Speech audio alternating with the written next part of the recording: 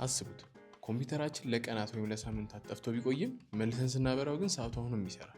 በዚህ ቪዲዮ የዚህም ምክንያት በአጠቃላይ ደግሞ ፒሲያችን ሰዓት እንዴት እንደምንይዝ አብረን እናያለን። በሁሉም ኮምፒውተር ውስጥ RTC ወይም ሪል ታይም ክሎክ የምትባል ትንሽዬ ቺፕ አለች። ይቺ ቺፕ ዋነኛ ስራዋ ኮምፒውተራችን ፓወር ኦፍ በሚሆንበት ጊዜ ሰዓትን መቁጠር ነው። ይቺ ቺፕ የምትሰራው ሲሞስ በሚባል ከ5 እስከ 10 ዓመት በሚቆይ ባትሪ ነው። RTC በውስጧ ከኳርትዝ የተሰራች ትንሽ የክሪስታል አለቻት። ይቺ ክሪስታል ኤሌክትሪክ ሲያርፍባት በሰከንድ ውስጥ ወደ 32000 ጊዜ ትርገበገባለች። እርግብግቢቱን በመከታተል ልክ 32000 ሲሞላ በውስጡ ያለውን የሰከንድ መቁጠሪያ በአንድ ይጨምረዋል። ከዚህ እንደምንረዳው RTC ሲምፕል የሰከንድ መቁጠሪያ እንደሆነች ነው። በትክክል እንድትሰራ ደግሞ ቢያንስ አንዴ ትክክለኛውን ሰዓት መሙላት አለብን። ፒሲያችን ከበራ በኋላ በቢሊዮን የሚቆጠሩ ታስኮችን በአንድ ይሰራል። ይህ እንዲሆን ደግሞ ከሰከንድ ይልቅ በሚሊ እና በማይክሮ ሰከንድ ሌቭል ዲቴል ያላቸውን የሰዓት መቁጠሪያዎችን ይፈልጋል። HPET ወይም ሃይ ፕሪሲዥን ኢቨንት ታይመር በሰከንድ ውስጥ 14 ሚሊዮን ጊዜ ኦሲሌት የሚያደርግ ሰርኪት ነው።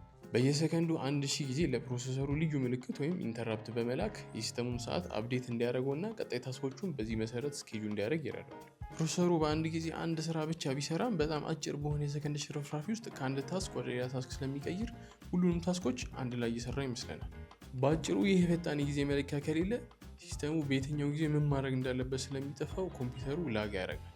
RTC እና HPET በሙቀት በእድሜና በተለያዩ ኢንቫይሮንመንታል ፋክተሮች አፌክት ስለሚደረጉ ሁሌም ትክክለኛውን ሰዓት ላያሳዩን ይችላል። ይህን ለማስተካከል ኮምፒውተራችን NTP ወይም ኔትወርክ ታይም ፕሮቶኮልን ይጠቀማል። ይህ ፕሮቶኮል አብዛኛውን ጊዜ ከአቶሚክ ሰዓቶች ወይም ግሎባሊ ስታንዳርድ ከሆኑ ሰዓቶች ጋር የተገናኙ ሰርቨሮችን ሰዓት ስንት እንደሆነ ይጠይቃቸዋል።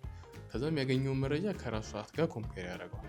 የኮምፒውተሩ ሰዓት ልክ ካልሆነ ከትክክለኛው ሰዓት ጋር እኩል እስኪገጥም ድረስ ቀስ በቀስ ያመሳስለዋል። በመጨረሻ ደግሞ ፒሲያችንን ስናጠፋ HPET የሰዓቱን ቫሊዩ ለRTC በመስጠት ፒሲያችንን ቀጣይ እስክናበራ ድረስ RTC ሰዓት የመቁጠር ኃላፊነቱን ይረከባል ማለት ነው። ይህ ቪዲዮ ከተመቻችሁ ላይክ እና ሼር እንዳይረሳ።